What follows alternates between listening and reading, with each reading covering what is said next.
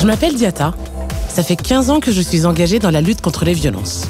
Il y a quelques années, j'ai créé un spectacle pour aborder ce sujet avec un large public. Ce que je veux vous dire, c'est que pour faire reculer les violences, tout le monde doit s'y mettre. J'ai d'abord été victime et j'aurais aimé que quelqu'un vienne me parler de tout ça.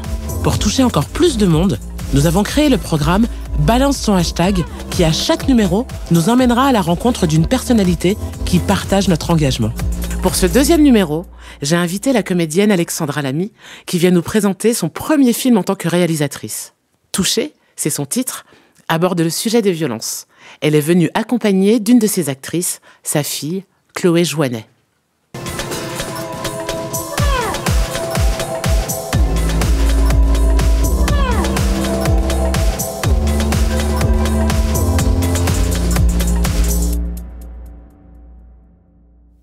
Alexandra m'a accompagnée pendant 2 journées de sensibilisation dans des établissements scolaires.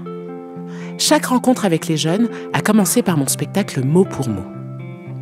Après chaque représentation, j'échange pendant 1 heure avec le public sur les thèmes de mes chansons. Faites un tonnerre d'applaudissements pour Diata. Merci. Il faudrait que je sois comme ces femmes dans le 20h. J'aimerais le traîner en justice, qu'au fond d'une geôle, il refroidisse, qu'il paye le fait qu'au fond de moi, je suis si triste. Il faudrait que je sois comme ces femmes dans le 20h. Elles ont tout dit pour retrouver l'auteur, le fauteur de troubles, le vil perturbateur. Mais je ne le suis pas, je n'ai pas la force d'un vainqueur. Comment retrouver mon odeur? Comment retrouver mon honneur? Il faudrait que je sois comme ces femmes dans le 20h. On va rentrer dans le vif du sujet. La question des violences sexuelles, je sais que ça peut être difficile pour plein de gens. Et donc c'est pour ça que je le dis avant qu'on rentre dans cette thématique de façon plus vive. C'est qu'il y a des personnes qui sont gênées, qui veulent sortir, parce qu'à un moment donné, ça les heurte trop. Vous pouvez. C'est quoi les violences sexuelles ? Il y a différentes catégories. Qu'est-ce que c'est, en fait? Si on devait donner une définition des violences sexuelles, ça serait quoi? Les violences sexuelles, c'est quand par exemple son mari il force sa femme à coucher avec elle ou à la avoir violer, des relations. Ok, eh ben, c'est dingo. J'ai jamais entendu quelqu'un commencer en donnant un exemple entre un mari et une femme. Et je trouve ça super, parce que c'est pas parce que t'es marié que les violences sexuelles ne peuvent pas exister dans un couple. Et en fait, ça, c'est tout nouveau. Tu vois, par exemple, là, ce que tu viens de décrire, ça s'appelle le viol conjugal, parce que avant, quand on parlait des relations sexuelles dans un couple, on parlait du devoir conjugal. On disait pas une envie ou quoi, on disait le devoir conjugal. Ça veut dire que t'aies envie ou pas, c'est comme ça. Et donc, je trouve ça hyper rare et cool que tu aies donné cet exemple, parce que effectivement, c'est pas parce que vous êtes en couple que vous avez tout le temps envie au même moment. Et voilà. Et donc, même dans un couple, on n'a pas le droit d'obliger son partenaire ou sa partenaire à avoir des relations sexuelles. Mais t'as pas répondu à ma question. Là, t'as parlé, t'as donné la définition, t'as donné un exemple. Au fond, là-bas, il y a quelqu'un. Quand quelqu'un touche tes parties intimes sans ton consentement. Alors, effectivement, il y a cette notion de consentement. Le consentement, c'est de dire oui ou non. D'accord ? Mais c'est pas suffisant de dire oui ou non. C'est de dire oui ou non en ayant bien compris la nature de la proposition. C'est-à-dire que si on vous propose quelque chose que vous ne comprenez pas et que vous dites oui, et qu'au final, vous n'aviez pas compris, c'est pas parce que vous avez dit oui que c'était un réel consentement. D'accord ? Et là, on va rentrer dans les définitions. La définition du viol, si vous deviez me donner la définition complète. Vas-y. Être forcé à faire des choses qu'on veut pas, sans consentement. Alors oui, on entend la question du consentement, ouais, ok, mais... Vas-y, juste derrière, Manon. C'est lorsque 2 personnes ont un rapport et que l'une n'a pas donné son consentement, en mode elle n'était pas d'accord pour avoir le rapport. Pour avoir quoi ? Pour avoir un rapport sexuel. Ok, vas-y. Un viol, c'est quand il y a une pénétration sans l'accord de l'autre. Alors là, on s'en rapproche. En fait, vous devriez tous et toutes connaître les définitions de toutes les violences. Parce que si vous ne savez pas de quoi on parle, comment vous savez si vous en êtes victime? Comment vous savez si vous en êtes témoin? Et comment vous savez si vous en êtes auteur? La définition du viol, c'est tout acte de pénétration, de quelque nature que ce soit. Donc ça veut dire que ça soit dans la bouche, donc buccale, que ça soit anal, dans les fesses, et tout le monde a des fesses, c'est pour ça que je le dis et je le précise, ou dans le vagin, vaginal, commis sur l'autre, sans son consentement, avec violence, menace, contrainte et surprise. C'est tout ça. Et quand on dit de quelque nature que ce soit, ça peut être avec le sexe, donc le pénis, cette pénétration. Ça peut être avec les mains, les doigts. Ça peut être avec un objet. Et là, vous l'avez, la définition. Merci de m'avoir fait participer à ces 2 spectacles, à ces 2 échanges. Je suis très étonnée, surprise aussi de voir la réaction très rapide de tous ces jeunes qui très rapidement posent des questions. Moi, je sais pas, j'avais un souvenir de moi où j'aurais jamais osé peut-être à cet âge-là poser une question, surtout sur des sujets comme ça quand même qui sont... Je pense que... Non, c'est la vibe, quoi. On les a détendus quand même. Oui, c'est juste vrai. avant, Ce qui est d'ailleurs très avec bien un fait, spectacle. le fait que tu fasses ce spectacle avant. Tu vois, je fais le spectacle, on rigole, on se... Enfin, tu vois, ça fait déjà presque 1 heure qu'on est ensemble. Oui, c'est vrai. Donc, quand je viens pour la discussion, ils m'ont entendu parler, j'ai dit beaucoup de choses. Et tu vois, moi, je dis vraiment beaucoup de choses. Je parle de moi. Et en fait, je suis intime avec eux. Et je pense que plus j'en dis, et plus ils sont aussi prêts à partager avec moi. Je pense qu'on a une formule qui correspond au public. Le spectacle, le fait que tu parles aussi de toi, ça les met aussi en intimité, j'allais dire aussi. Ils sont en empathie, et tu vois qu'ils sont prêts. Et ils se disent, bon, je parle à quelqu'un qui a l'air de savoir qu'il peut nous arriver des galères. Donc, c'est quand même plus facile. Je pense que c'est une question de posture, et puis je pense que je les respecte, en fait. Tu les respectes, tu leur parles normalement, je veux dire, à leur niveau, et puis on sent quand même que tu connais aussi. Tu sais les gérer, tu sais... c'est ça, c'est que d'une, je les respecte, et puis tu vois, c'est tout bête, mais juste de leur dire, je suis pas là pour vous imposer des choses, venez on discute, vous avez le droit de dire ce que vous voulez, comme vous voulez, avec le vocabulaire que vous utilisez habituellement. Ça n'existe pas, ça, en cours. Non. Et après, tu leur donnes ça. Ouais. Parce que ça, j'ai vu, et ça, je trouve ça super. C'est qu'en fait, ils peuvent noter des questions. En fait, on a deux systèmes. Donc, on a un système de QR code où ils arrivent sur un questionnaire en ligne et ils ont la possibilité. Ils arrivent sur toutes ces questions-là, quoi. Donc, ils peuvent le faire tout seuls dans leur coin, mais ils peuvent poser les questions qu'ils n'ont pas pu poser là. Ils ont nos coordonnées et c'est plus facile de nous contacter et d'accéder au numéro des assos, etc. Et puis, effectivement, vu qu'on veut pas que le fait de ne pas capter soit un prétexte pour pas nous répondre, ils ont aussi la possibilité d'écrire. Ils peuvent mettre un pseudo, tu vois, on leur donne... Ils peuvent être sous pseudo, ils peuvent nous donner leur compte Instagram. Et l'idée, c'est vraiment de pouvoir, d'une, répondre à toutes les questions auxquelles on n'a pas répondu. Comme ça, il y a moins de frustration. Et puis, c'est surtout... certains qui n'ont pas osé aussi. Et puis, on sait ce que ça fait. On sait ce que ça fait, ça remue plein de gens. Tu vois, t'as des personnes qui vont pas bien et nous on le voit. Là ce matin, il y avait deux personnes qui étaient pas très bien. Ouais, il y a des personnes qui pleurent parfois, il y a des personnes qui sortent. Et puis surtout, tu le vois dans les postures et tu les vois t'appeler à l'aide. Et nous, il faut qu'on leur tende la perche. C'est aussi pour ça qu'on leur dit des solutions existent, vous n'êtes pas seuls, contactez-nous. Et on sait que malgré tout, de façon naturelle, tu vas aller demander de l'aide à la personne qui t'en a parlé. Parce qu'au moins, tu vas lui faire confiance. Et donc, même si au final, c'est l'infirmière scolaire ou l'assistante sociale ou le CPE qui va s'occuper de ce jeune, ça sera plus facile de nous avoir parlé à nous et qu'on lui dise « Ah bah merci, je te remercie pour ta confiance, mais tu sais, on va le faire à plusieurs et dans la boucle, il va y avoir CPE, infirmière, machin. » Mais ça sera quand même plus facile qu'on soit l'intermédiaire que d'y aller directement. Donc, on leur permet ça. Demain, ce que ça va nous permettre de faire avec Toucher, c'est qu'on va pouvoir rentrer très cash sur la question des conséquences sur la santé.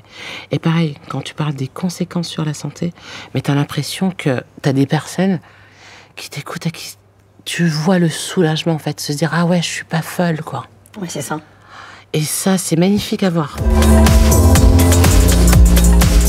Avec Alexandra, nous avons décidé d'organiser une projection débat de son film dans un lycée.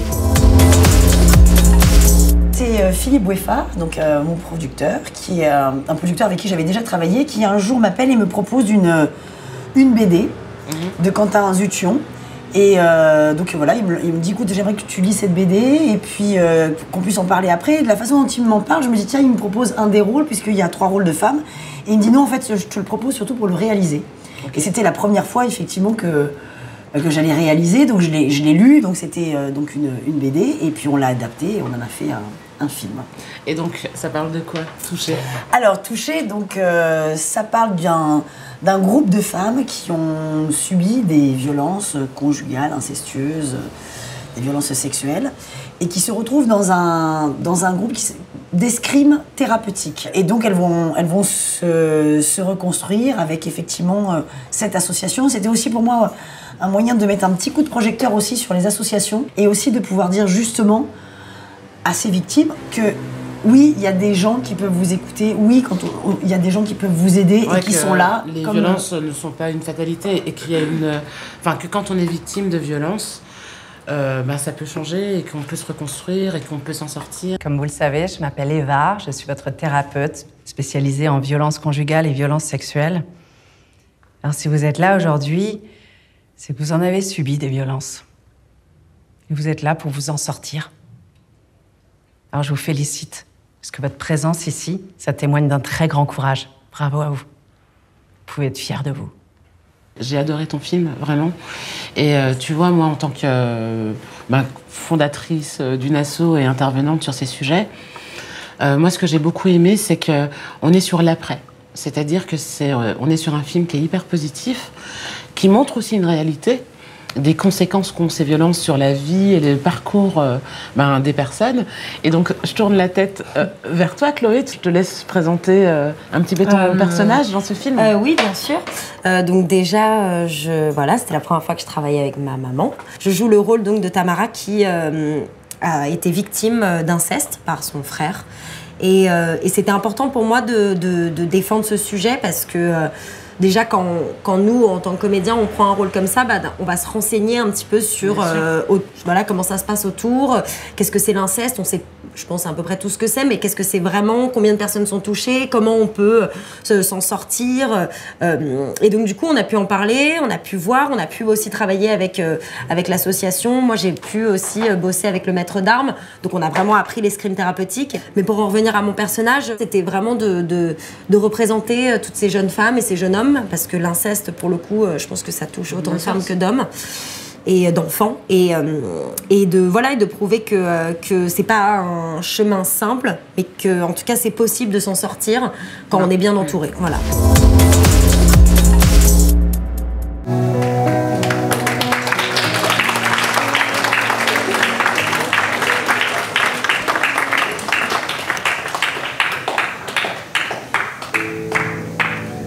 Dans ce film-là, Tamara est la victime d'inceste. Vous avez déjà entendu ce mot? Non?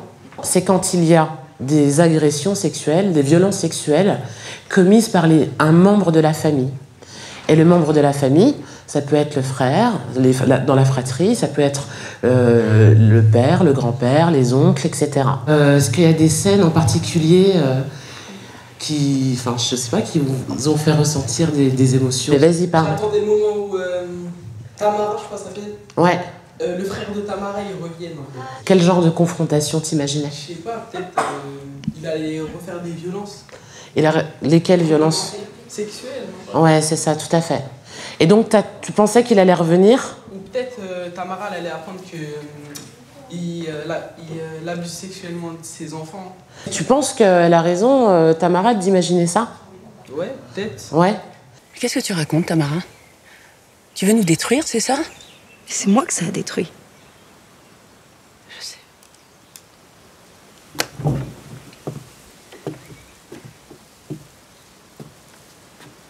Peut-être que tu reprenais les choses à zéro. Pourquoi tu parlerais pas avec ton frère? Essayez de vous parler tous les deux. T'as rien compris. Il m'a violée. Je vais porter plainte. Porter plainte? Mais tu veux pas qu'il aille en prison quand même, Tamara? Il va pas survivre et moi non plus. Je t'en supplie, Tamara, ne fais pas ça! Alors par contre, tu as utilisé un terme, tu as utilisé le mot abus sexuel. Abus sexuel, dans la loi, en France, ça n'existe pas. C'est un mot qu'il ne faut pas utiliser parce que quand on dit abus, on a l'impression, ouais, t'abuses. Tu peux faire un peu, mais si c'est trop, c'est abusé. On est d'accord que c'est pas ça. Alors juste pour rappel, toutes les violences sont interdites. Toutes les violences que subissent les victimes ont des conséquences sur leur santé. Et effectivement, tu as bien raison de penser, et puis Tamara a bien raison de penser, que si il a commis des violences sexuelles, des viols sur sa petite sœur, il y a de grands risques qu'il fasse subir des violences sur ses enfants. Et c'est la raison pour laquelle c'est important de dénoncer les violences. Alors vous imaginez bien que quand c'est commis par un membre de la famille, c'est encore plus difficile, tout simplement parce qu'il y a un truc qui est un peu horrible, et elle le dit très bien dans le film. Ben, tu les aimes en fait, les membres de ta famille. Même s'ils te font subir des horreurs, ben, tu te retrouves dans une situation qui est hyper compliquée parce que tu aimes les membres de ta famille. C'est normal d'aimer son frère, c'est normal d'aimer ses parents, et en même temps, ils te font subir des violences. Donc ça, c'est la première difficulté. C'est ce sentiment-là de « je les aime » et en même temps, c'est pas normal. Donc si personne ne vous dit que ce que vous subissez, c'est interdit et que c'est pas normal, ben vous les croyez en fait, les membres de votre famille, s'ils vous disent que c'est normal. Et en plus, on va vous dire que c'est un secret, etc. Donc ça, c'est la première chose. Et puis l'autre chose qui fait que c'est compliqué de dénoncer ces violences-là, la pression qu'on a, c'est de se dire « mais si je dénonce, je vais forcément briser la famille. » Et personne n'a envie d'avoir cette responsabilité. Donc c'est le moment pour moi de vous dire que de toute façon, c'est pas vous qui détruisez la famille si vous dénoncez. C'est pas les victimes. Qui détruit la famille? Ben, c'est la personne qui est auteur des violences et qui commet les violences. Pourquoi on a peur de dénoncer un agresseur? Est-ce que c'est parce que c'est un agresseur, en fait, bizarrement qu'on aime? Parce que, comme dans le cas de Tamara, normalement, ça devrait être normal de dénoncer l'agresseur, de celui qui fait du mal. Et ce qui est fou, c'est que c'est celui qui subit le mal qui, lui, a peur et ne dit rien, et en plus se sent coupable. Parce qu'il a peur que c'est lui qui casse tout le reste, alors qu'en fait, c'est lui qui est la victime, c'est lui qui souffre. C'est pour ça que c'est très compliqué. En fait, on a l'impression d'être doublement victime. C'est-à-dire que non seulement on subit cette souffrance, mais cette violence, mais en plus, on se sent responsable de ça, on culpabilise de ça, et on a peur de dénoncer la personne qui vous est proche parce qu'on a l'impression qu'on peut casser une famille, la cellule familiale, ou un ami, ou de faire du mal. Quand on parle des conséquences des violences sur la santé, c'est toujours très utile d'écouter la spécialiste, la docteure Muriel Salmona. Alors, les violences, elles ont des conséquences, elles peuvent avoir des conséquences physiques, bien entendu, avec des atteintes, des fractures, des plaies, des bosses. Mais elles ont aussi des conséquences, ce qu'on appelle traumatiques psychologiques, c'est ce qu'on appelle les traumatismes psychologiques ou des troubles psychotraumatiques, qui sont des atteintes, mais qui ne sont pas, qui sont aussi avec des atteintes neurologiques, qui vont vraiment avoir des répercussions sur la santé à la fois mentale et physique des personnes. C'est-à-dire qu'elles vont être choquées, en quelque sorte, ça va générer un choc, et avec des symptômes importants qui vont vraiment pouvoir durer des semaines, des années, voire de nombreuses années, s'il n'y a pas de protection et de prise en charge. C'est-à-dire que c'est vraiment absolument nécessaire de prendre en charge. C'est un peu comme si vous avez des fractures, c'est évident qu'il faut traiter les fractures, mais s'il y a eu un choc psychotraumatique, c'est évident aussi qu'il faut le traiter. Parce que c'est un peu l'équivalent de fracture dans le cerveau, quoi. Et comme une fracture, ça se répare aussi quand on le traite, avec le tissu osseux qui se répare, bah pareil, pour le cerveau, ça se répare si on le traite. Donc il faut absolument ne pas rester seul, sans être soutenu, aidé et traité. Quelles sont les conséquences physiques de toutes ces violences. Alors, donc là, on a parlé des conséquences psychotraumatiques, donc conséquences psychologiques qui sont des conséquences normales, hein, j'insiste là-dessus, et que c'est tout à fait normal, c'est pas lié à la personne, c'est lié aux violences qu'elle a subies. Et ces conséquences psychotraumatiques vont aussi avoir des conséquences physiques, qui vont être liées au stress que génèrent les conséquences psychotraumatiques et aussi aux conduites dissociantes et des mises en danger. Donc c'est essentiellement des conséquences avec des conséquences par exemple cardiovasculaires, des douleurs chroniques, une fatigue chronique, ça peut être aussi des troubles immunitaires, c'est des gens qui vont être beaucoup plus malades et avoir subi des violences peut être un des déterminants principaux de la santé, même des années après, sauf toujours si on prend en charge et si on traite. Et puis il peut y avoir des troubles alimentaires, des insomnies, et puis on n'en a pas parlé aussi, on vit un véritable enfer dans ces cas-là, il peut y avoir des risques suicidaires, des idées noires, des idées suicidaires et des tentatives de suicide. Et donc il faut absolument se préoccuper des personnes qui présentent ces troubles, qui présentent justement des souffrances comme ça importantes, des troubles des conduites, au lieu de se dire qu'ils font n'importe quoi, se poser la question, mais qu'est-ce qui a bien pu leur arriver, de pourquoi? Et du coup, les médecins sont en première ligne aussi pour poser la question, et ce serait normal qu'ils la posent, de savoir qu'est-ce qui s'est passé, puisque les conséquences sur la santé sont vraiment importantes, et de ne pas laisser les personnes à se débrouiller seules avec des conséquences très lourdes. Je le répète, ce n'est pas lié à elles, c'est lié aux violences qui ont été subies. Ce sont les conséquences des violences subies. Voilà, ce sont les conséquences des violences subies.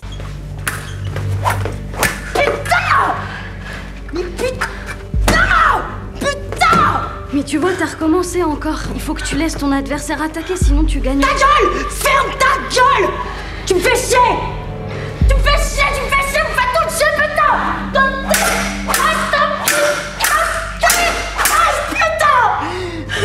Tu me fais mal! Tu me fais mal! La première fois où vous avez réagi, mais tous en même temps, c'est quand elle s'est énervée, en fait, pendant le cours.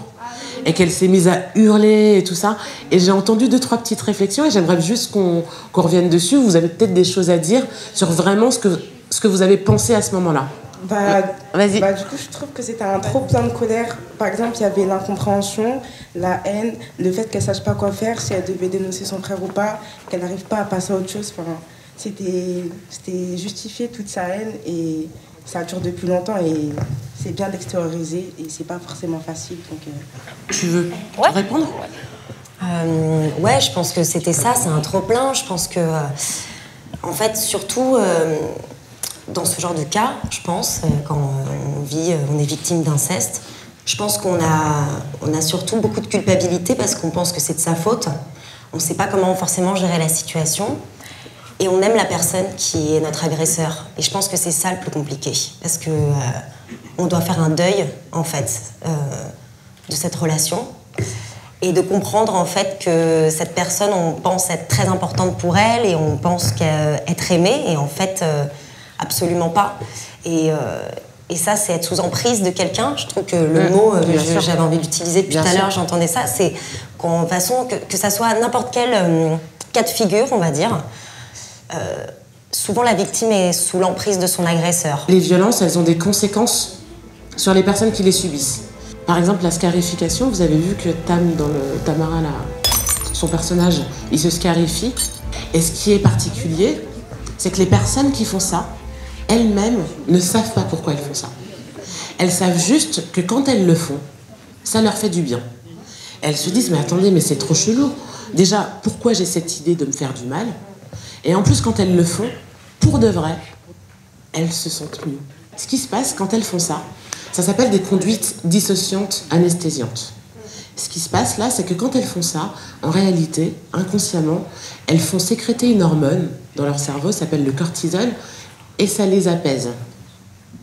Et quand elles font ça, en réalité, pour de vrai, ça leur fait du bien. Mais vous imaginez bien que c'est pas normal d'avoir ce comportement-là. Et vu qu'elles ne comprennent pas ce qu'elles font, elles sont convaincues qu'elles sont folles ou qu'elles sont bizarres. Et vu qu'elles sont convaincues qu'elles sont folles et qu'elles sont bizarres, elles se disent que c'est normal de subir les violences. Elles se disent pas que c'est parce qu'elles ont subi des violences qu'elles ont ce comportement-là. Par exemple, le personnage de Tamara, on la voit super nerveuse, agressive et tout. Et c'est souvent ce qu'on voit chez d'autres personnes. Et on se dit juste qu'elles sont nerveuses, agressives, qu'elles sont impolues ou quoi. Mais c'est juste qu'il y a quelque chose derrière. Et parfois, on ne cherche pas forcément à comprendre c'est quoi le problème derrière. On se dit juste que, voilà, elle est comme ça, elle est mauvaise, tout ça. Alors que ça vient d'une souffrance. Et du coup, grâce à ça, on va essayer de faire plus attention aux gens à côté de nous. Et à plus essayer d'aller plus loin que cette face qu'on voit. C'est ça, c'est trop bien. Quand vous avez joué le personnage de Tamara, est-ce que vous avez une émotion ou un sentiment particulier? Alors oui, déjà j'étais hyper touchée de travailler avec ma mère, c'était la première fois, donc c'était déjà ça, déjà de participer à ce film. Et ensuite oui, parce que moi j'ai une amie qui a vécu exactement ce qu'a vécu mon personnage dans le film, une amie très proche. Et pendant des années, elle m'en a beaucoup parlé. Déjà, on pourra parler de ça aussi, mais elle a oublié pendant très très longtemps. Il y a beaucoup de déni aussi. Ouais, l'amnésie traumatique. Et elle a vu un psychologue pour une toute autre raison. Quelques années après, elle s'en est souvenue et elle m'en a parlé. Et c'était pareil, de l'inceste dans sa famille proche, des gens que je connaissais. Donc, moi, quand on était ado, ça m'a vachement traumatisée. Et on en a beaucoup parlé. Tu la connais, voilà, on en a beaucoup parlé. Et quand ce film a commencé à se monter, quand j'ai reçu le scénario, que j'ai lu le personnage et que je me suis rendu compte que ça allait être vraiment l'histoire de mon amie, j'ai voulu, par ce film, comme quand on vient ici aujourd'hui, peut-être aider des gens. Et me dire qu'avec ce film, peut-être qu'on a réussi à, peut-être ne serait-ce qu'à toucher quelques personnes, à aider quelques victimes. Franchement, c'est trop chouette, quoi. Donc, ouais, le rôle, j'étais contente. C'est toujours des rôles, quelque part, un peu à responsabilité. Ouais, c'est ça. C'est des rôles qui sont tellement... Un peu. Ouais, carrément. Ouais, mais c'est vrai que c'est des rôles qui font un peu peur parce que tu te sens comme une responsabilité. Tu te dis, il faut quand même que ceux qui vivent ça se retrouvent. C'est difficile à dire, mais par respect pour les victimes, qui se disent pas, oula, qu'est-ce que c'est que cette histoire, ça se passe pas comme ça. Donc c'est vrai que c'est compliqué d'avoir et comme pour le mettre en scène aussi, et pour raconter l'histoire, c'est toujours des choses où on se sent un peu responsable. Bien sûr. Moi, quand j'ai écrit pour avec évidemment Quentin Zution et Solène Roy, qui a écrit avec moi, le film, évidemment, par contre, bon, alors déjà par mon engagement, mais je suis allée poser beaucoup de questions. D'ailleurs, on s'est vu aussi. Ouais, bien sûr. Je suis allée à la Maison des Femmes, j'ai écouté beaucoup de podcasts, j'ai vu beaucoup de documentaires. Voilà, je voulais être vraiment au plus près. Moi, j'ai fait ce film aussi parce que pour moi, ce qui était important, c'est de dire oui, d'accord, mais qu'est-ce qu'il y a après? Est-ce qu'on peut se reconstruire? Et ce film, pour moi, il était très important aussi pour, même si on n'a pas l'impression que c'est le centre, mais d'abord, il y a l'amitié, parce que ces trois filles, et tout ce groupe d'ailleurs, peuvent parler entre elles. C'est-à-dire qu'on peut parler à son ami, parce que c'est difficile. On peut parler à des gens qui sont autour de nous, parce que ça aussi, c'est important. Et puis les associations, encore une fois. Il y a des associations partout. Et de se dire que c'est possible. Il ne faut pas qu'on se dise que je suis victime et ça va être toute ma vie comme ça. Non, c'est difficile d'ouvrir une porte. C'est même pas une question de courage, c'est que c'est difficile de le faire. Mais dites-vous que vous pouvez être accompagné. Il y a des gens qui peuvent vous aider et qu'il ne faut pas avoir peur. Il y a des numéros de téléphone qui ne sont pas traçables, qu'on ne peut pas regarder même sur une facture de téléphone, qui sont là 7 jours sur 7. Et il y en a plein. Et puis, vous pouvez demander à quelqu'un qui vous est proche, en qui vous avez confiance, qui peut vous aider. Ce que je veux dire, c'est que c'est possible de se reconstruire, d'en parler et d'avoir des gens qui peuvent vous accueillir. Et ça, pour moi, le film était important. Et j'espère que vous avez senti ça et tous ceux qui l'ont vu ont senti que... Et c'est pour ça d'ailleurs que ça fait, je pense que ça fait réagir aussi, c'est qu'on se rend compte que c'est dur de se reconstruire, c'est long, mais que c'est tout à fait possible. On va inciter le public à témoigner, à réagir. Et donc, l'une après l'autre, je vais vous demander de balancer votre hashtag. Alors, vas-y Alexandra, balance ton hashtag. Moi, ça va être hashtag touché. Touché, ok. Mais parce que je trouve que c'est... D'ailleurs, à chaque fois qu'on parle du film, on dit j'ai été touché, ouais. Et c'est hashtag touché. Au pluriel, c'est ça? EES. EES. Okay. Et quand même... Ah. Hashtag touché. Et EES. Comment on fait avec toutes les parenthèses? Non, EES. EES. Okay. Hashtag touché. Hashtag touché. Et Chloé? Et bah alors, je dirais hashtag en parler. Hashtag en parler, ok. Je vous remercie vraiment, c'était super ces échanges, cette rencontre, ce film, tout était parfait, vous êtes parfaite. Bah, merci à beaucoup. toi. Merci. C'est trop cool. C'était trop bien. 1, 2, 3, On est arrivé à la suite du tournage. Voilà, bien vu. Elle nous la met, wesh, la mère.